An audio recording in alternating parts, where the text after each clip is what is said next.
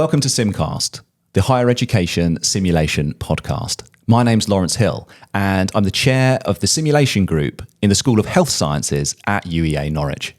Hello everyone, my name's Tony Jeremy and I'm the academic lead for simulation-based education here at UEA Norwich. So today we are in fact delivering you the second part in our online component of our HSC in Simulation Instructors course. We hope you enjoy it. This video and the other 5 in the series are intended to give you all of the necessary background and theoretical understanding so that you can become an excellent simulation educator. So this video is on the simulation faculty, and what we also would like to ask you to do is to consider coming to our one-day face-to-face simulation instructors course, which helps to bring all of this online content together. Yeah, we really think it'd be beneficial if everyone comes along to that course, and please get in touch with us, drop us a comment, and we'll get in touch with you if you're interested. So we hope you enjoy the video, and we hope you do get in touch to arrange a place on one of our courses. But if you are enjoying this video and you do want to stay in touch with the rest of the videos in this series, please do like and subscribe to our podcast and make sure you check that notification bell too. So then, Tony, on with the business of today's course. So today, as you said, we're talking about simulation faculty, and the intended learning outcomes for this particular session are to recall the key roles of individuals involved in the design and delivery of simulation-based education, to consider how the key roles contribute to the delivery of simulation-based education, and to appreciate the complexity of occupying all of these roles within the constraints of healthcare education. Yeah, great. Thank you. So I think one of the first things we can probably do is kind of go over who we think the main players are in the simulation faculty. Mm-hmm. And what we've done is we've split it into what we would consider conventional academic roles and also non-academic roles. And it's just worth bearing in mind that if your background isn't academia or a higher education, you might use those terms differently, but I think you might think of those academic roles as more like maybe a clinical tutor role or a technical role. Yeah, but we've split them into 2 types. So if we look at the academic roles first, so for us, we think the simulation faculty, you've got the simulation director or the coordinator. You've got the simulation writer. You've also got the simulation facilitator or instructor, and then you've got a role as a simulation debriefer as well. And the last learning outcome that we talked about is understanding the complexity. And part of that is because often you've got one person wearing multiple hats, but we're going to look at these roles individually, and then, we'll talk about the complexities of what happens when you've only got one person to do everything. Yeah, there's really blurry lines between those, isn't there, in the context that we're operating, and I'm sure that those listening are operating. But when you talk about a simulation director or coordinator, what are we talking about when we talk about them? So this is the person that kind of brings the whole simulation event together in the first place. It's the person that does a lot of the planning, behind the scenes, organising of the simulation event or series of events, depending on how many learners you've got, for example. It might be over multiple rooms or sites. And the person that sort of brings it all together, and often on the day, is the person that then coordinates everything and makes sure everything works like a well-oiled machine. Yeah, exactly. And it's also that simulation facilitator director role is the person who is ensuring that the simulation learning that's taking place is aligned with the rest of the curriculum. Yeah. Like it's the right timing for it. Yeah. Like there's been sufficient theory, kind of more maybe classroom-based theory to enable that to be an effective simulation event, right? Yeah. So again, making sure that their learning outcomes are really solid and that they apply to the simulation event that's happening. This person is also the person that's probably got the best overall perspective of what should be going on. So on the day, they're going to be the go-to person if there are any issues or problems that can help sort and organise things out. So a really important role. A lot of it is maybe kind of like an almost unsung hero when it comes to actually simulation delivery. But yeah, very, very important role. So in a higher education context, this is likely to be someone like a module organizer. Yeah, module organizer, course director, that kind of role. The person who's responsible for taking the curriculum and kind of designing it and in a way that it is then executed, I guess. Like it's possible to execute sessions. it. Like you've got all of the ducks in a row. Yeah. You've got the surroundings right. You've got the room right. You've got the information right. Yeah. You've got the team available, and you've got the right equipment. So it's that role. It's the prep work. The prep work. The back, like you said, the backstage, the unsung hero. Yeah. Okay. Great. So that's a really important role, clearly. Yeah. But you're not going to have a simulation to do unless you've got someone to write the actual simulation for you. Yeah, absolutely. So again, it depends massively on what you're trying to achieve through simulation. It might just be one simulation scenario. It might be you might have a whole morning or a whole day where you're doing multiple scenarios, or it might be you're doing large-scale complex simulation where you've got multiple patient scenarios happening simultaneously.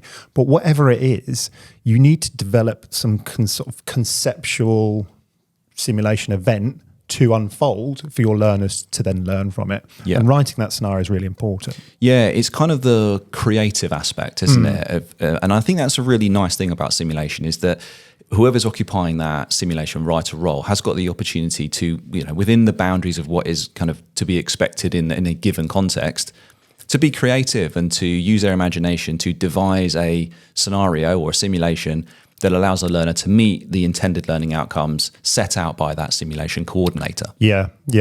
So who's going to do that role in higher education? Now, if I look at myself, and I've been in many situations where I've been that simulation organizer and director because I'm a module leader for a program, I often end up doing the writing as well.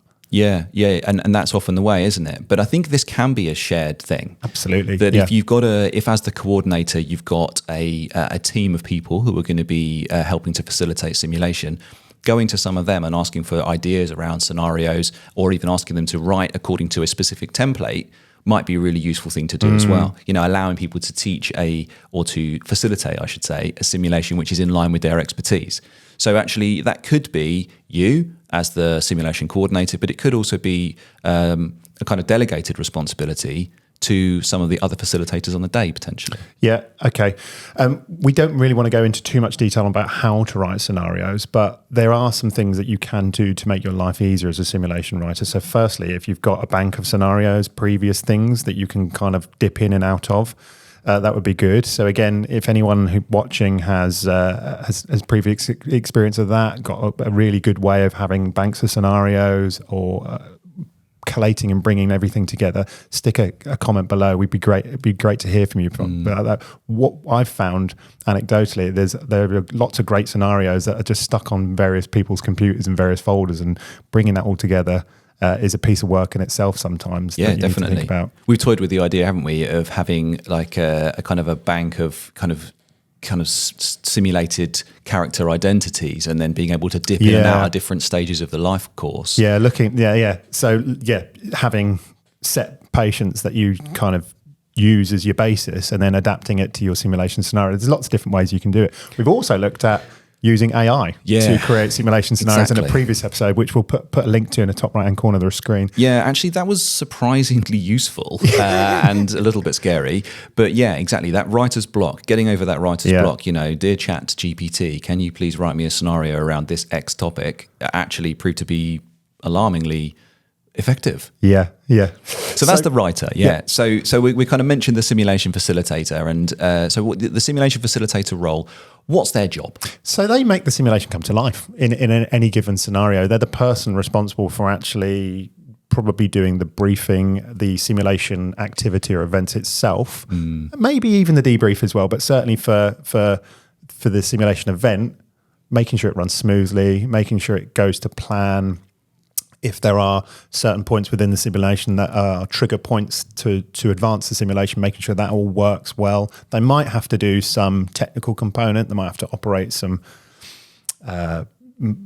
patient monitoring or something like that to again allow the simulation to unfold the way it's supposed to be. Yeah, so they're basically the person who is stood in front of the learner, particularly, and it's going to be that person who curates that learning experience through that simulation-based education process that we talked about in the previous episode around, the briefing, the facilitation of that simulation, and then it's likely possibly the debrief as well. That they'll be one of the advantages of that is because they've seen the event and been actively involved in it. they can then have some information that they can then lean back on in the debrief. On the flip side, trying to facilitate simulation, trying to get everything just to run smoothly is a technique and a job in itself. And then having the cognitive bandwidth to then think about what you might want to do in debriefing afterwards is challenging. So something worth bearing in mind, if you are in that situation where you're the simulation facilitator, you've probably written a scenario as well, maybe if the module organizer, because that happens, isn't it? You're the module organizer, you go, well, I can facilitate one of the simulations. So you end up wearing multiple hats simultaneously. Straight away, that bandwidth is getting reduced. Yeah, it definitely does get reduced. So that facilitator's role it might be juggling those multiple hats, but importantly, it's about creating that sense of this is the learning experience. It's about pitching the scenario to the students, the learners in the briefing. It's around fostering that environment of psychological safety, as we'll go on to talk about in more detail in the next episode. But it's about that kind of the actual student learner tutor simulation interface. It's your job to make sure that sort of works. Yeah, and when you do more complicated simulation, so let's say you're doing it over multiple rooms and you've got multiple facilitators working simultaneously, it's quite important that you have, there'll always be variation, but it's important that you have a baseline, a threshold, a standard that you reach.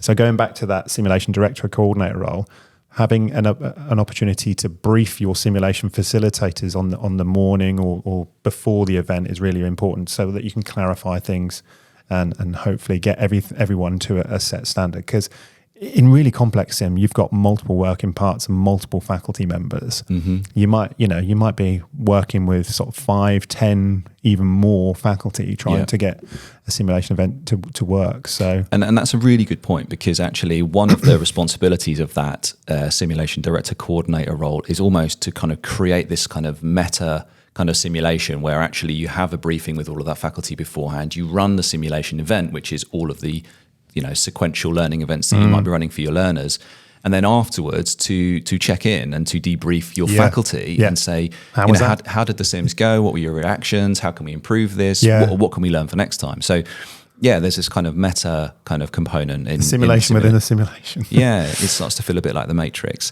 but it's an important role. And then talking of debriefing, the simulation debriefer, who may be the same person as a facilitator, that's an important role, isn't it? Yeah. So again, there's lots of different ways to do it. You might run your simulation event, and then because you've only got one room, for example, you might then step to the one side and then have to jump into the role of the debriefer.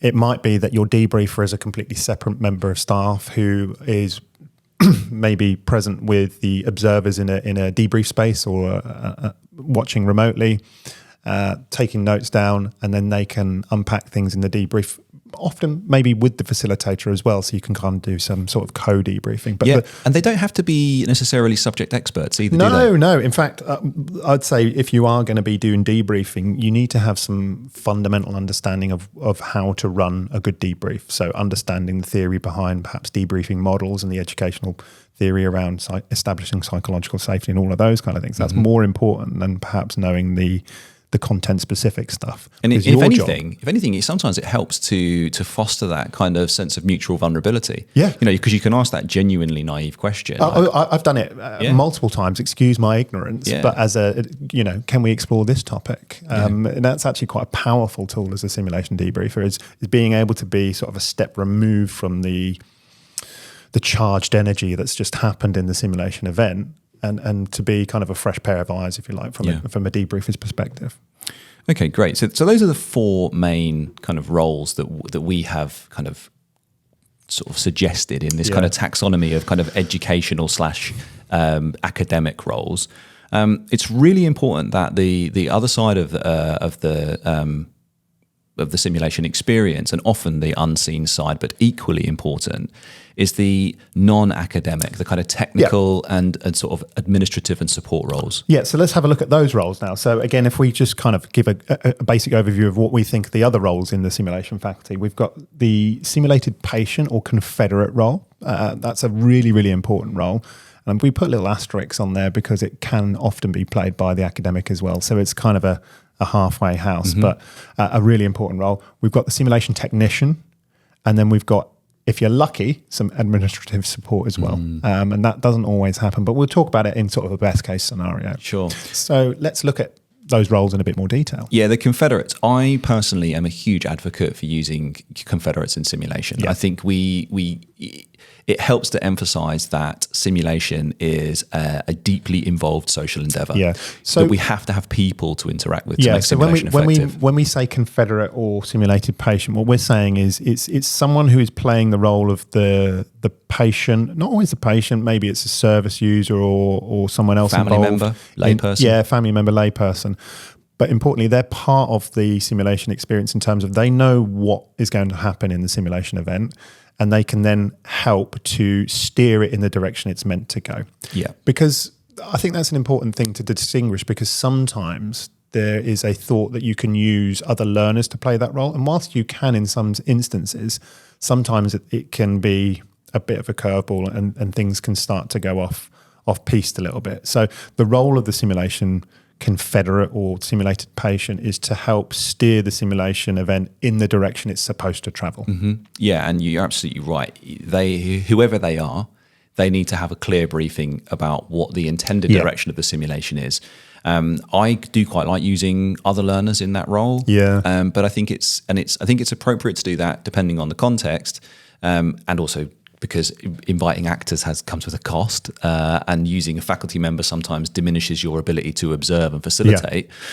But as long as there's a clear briefing, I feel like as long as they understand what the role they're playing, that can be really beneficial. Yeah, and I think the other thing to just bear in mind with this, we have mentioned this before, is the experience of a year one learner jumping into that role is very different from a year three learner. Mm-hmm. So you perhaps at slightly more of a risk of complication with a year one learner, particularly if they've not been in a placement, because they haven't got those concrete experiences to latch onto. Yeah, that's a very good point. If you've got a year three learner, they can put in some very, very convincing performances. Yeah, so it's a really good point, because you want to involve as many people as possible in the simulation, but you don't want to degrade the fiction contract by having someone who's supposed to be playing a role that they really have no understanding of. Yeah. It's just worth bearing in mind in terms of authenticity of your Confederate and role. You talked about having actors. Actors are great. They obviously potentially come at a cost. Yeah. But if you can get someone who is perhaps the same age as the simulated patient, ethnicity, that's going to help, isn't it? Yeah. If you ask an 18-year-old pre-registration student to play the role of a 75-year-old, straight away you start to run into things that rub up against that suspension of disbelief. So again, as someone who's planning simulation, that's just something to bear in mind. Yeah. So the next and crucially important role in the sort of non-academic technical side is the simulation technician. Now, these guys really are the unsung heroes. Yeah, they absolutely are. They do a lot of the stuff behind the scenes, from things such as booking the rooms to sorting out equipment provision. And again, there's so much involved with that. It might be procurement of consumable items. It might be having to make sure that your expensive kit and equipment is well maintained and kept up to date. And it might be working with academics to plan in some of the technical aspects of those scenario writing. If you've got one of these technically very high fidelity patient simulators, quite often you have to write those scenarios in so that the simulators work in the way they're intended, and the technical team are going to be the people that know how to do that. Yeah, definitely. And my experience, and I think that's a shared experience, is that the earlier the simulation technician team are involved in the planning of simulation, like months in advance, can greatly enhance the efficiency, but also the effectiveness of those simulations. So, early engagement with the simulation technician team to think about not just equipment, but logistics, and also it's so easy to forget that as well. And I'm sure a lot of the time it's unintentional.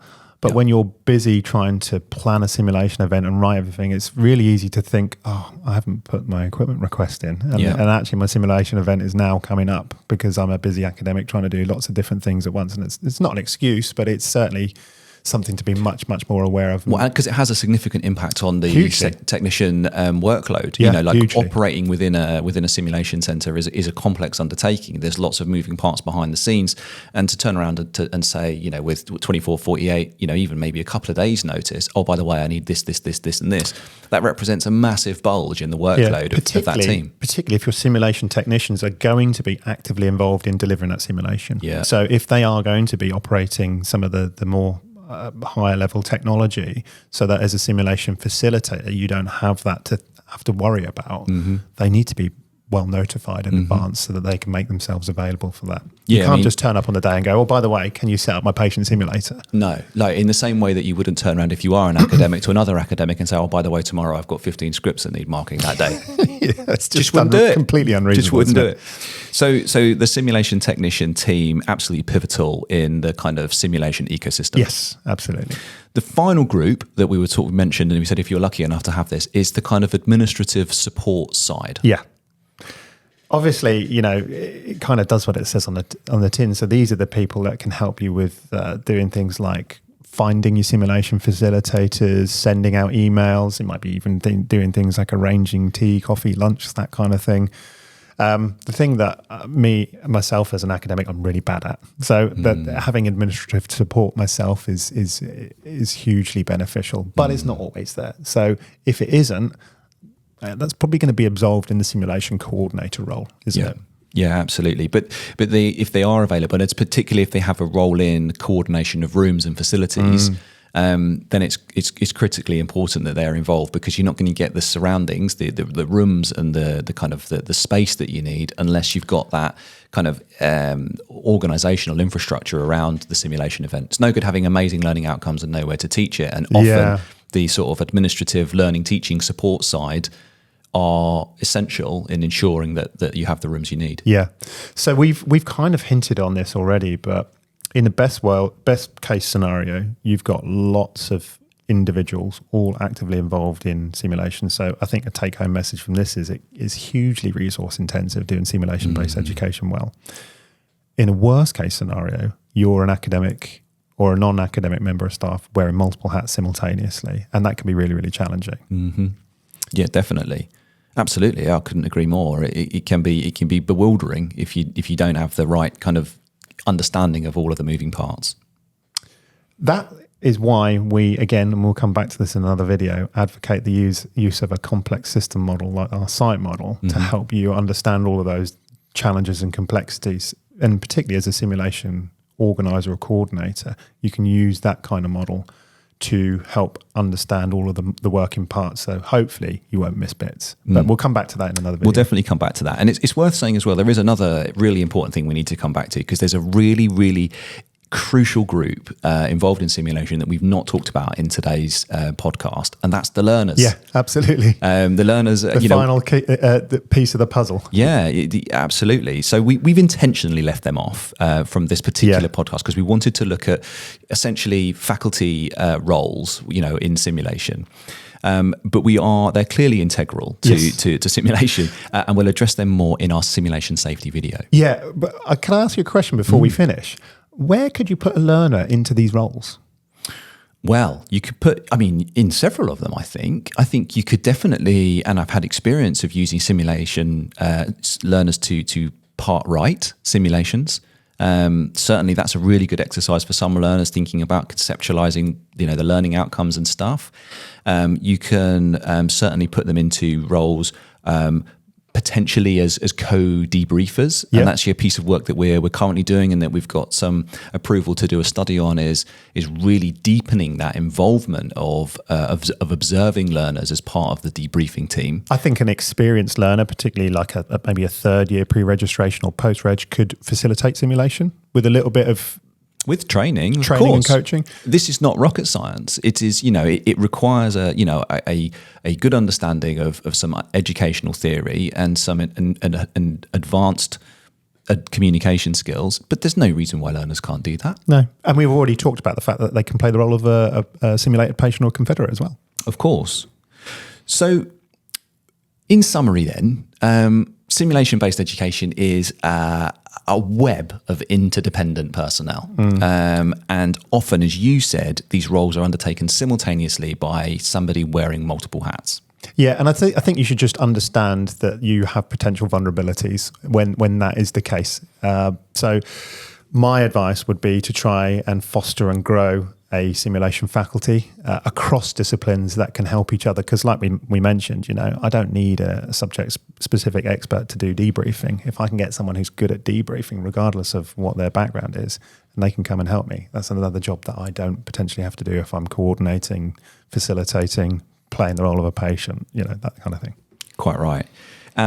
It is resource intensive. It's definitely a thing to take away from this, that actually, we've talked about a lot of the sort of human type resources, but clearly that's a lot of time, and time, is a precious resource in higher education, healthcare simulation. Hugely precious when you consider the wider scope of curriculum timetables, competing demands, and that kind of thing as well. Yeah, and that's why, as you said, it's potentially quite useful to set up some kind of group, cross inter faculty or cross discipline simulation group to try and start to coordinate some of that and to share ideas and to learn together. Yeah, absolutely.